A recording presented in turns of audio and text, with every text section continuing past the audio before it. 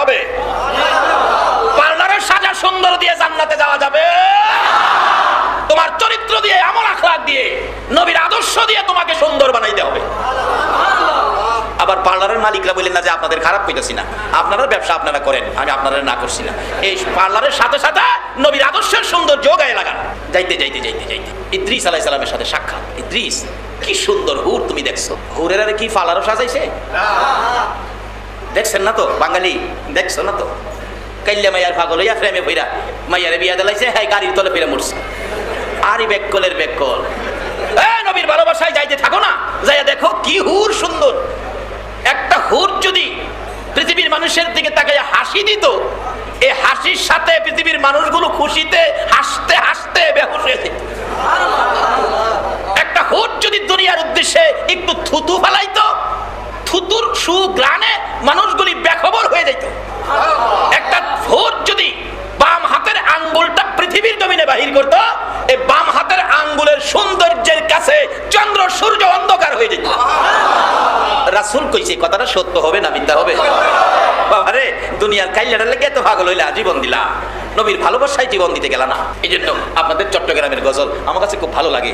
ভালো যদি বাসতে হয় নবীকে বাসুন, ভালো যদি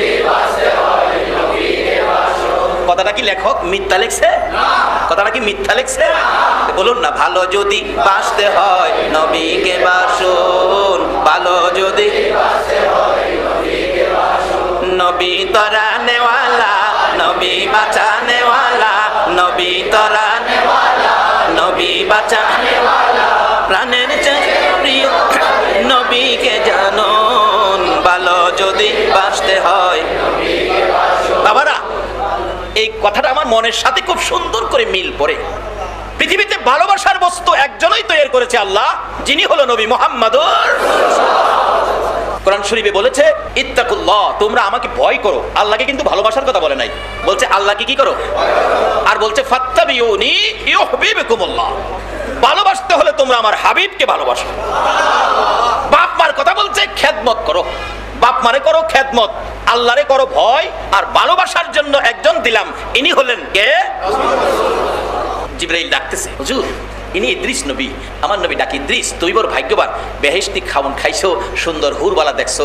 ইদ্রিস আলাইহিস সালাম বলেন, নবী গো কইছেন ঠিক, ভাগ্যটা তেমন একটা ভালো না। আর বলো কি? হুজুর আমি বেহেশতে যাইবার লেগে গেছিলাম ঠিক, যাই দেখি দরজা বন্ধ, একটা খোলা নাই। উপরে লেখা আখিরি নবী উম্মত নিয়ে না আসা পর্যন্ত কারো জন্য বেহেশতের দরজা খোলা হবে না। হাসরের দিন আদম আলাইহিস সালামের উম্মত, কিছু উম্মত তো সকল নবী রাসূলের আছে, কিন্তু সবচেয়ে বেশি উম্মত হলো আমাদের। সুবহানাল্লাহ না? আমার নবী হাসরে গর্ব করবে আমার উম্মত বেশি। আর ওখানে দিনের আমাদের দেশে আইন পাস করছে, ছেলে হোক মেয়ে হোক, কয়টা যথেষ্ট? তিনটা, দুইটা, আর লাগতো না? দুইটা যথেষ্ট, বেশি হইলে দুইটা যথেষ্ট। যার ছেলে মেয়ে হইছে না হ্যাঁ একটা তুমি দাও না, যারা নিষেধ করো বেশি নিও না, যার হইলো না পারলে তুমি হ্যাঁ একটা দাও। ঢাকা নিউ মার্কেটে 5টা দোকান, বাটা সিগন্যাল মোড়ে বাড়ি, ঢাকা। কোটি কোটি টাকার মালিক, একটা সন্তান নাই তার বাড়িতে। অনুষ্ঠান, তখন আমি ঢাকা থাকি, অনুষ্ঠান বাড়িতে শত শত মানুষ খাইতেছে, বড় আয়োজন হলে ভিক্ষুক যায় না? একটা ভিক্ষুক মহিলা একটা ছেলে কোলে নিয়ে দরজায় দাঁড়ায় বলতেছে, মা গো আমারে কিছু দেন না মা। ওই বাড়ি অনলি ভাইরি আয়া বাচ্চাটার দিকে তাকায়া দুইটা চোখের পানি ছেড়ে দিছে।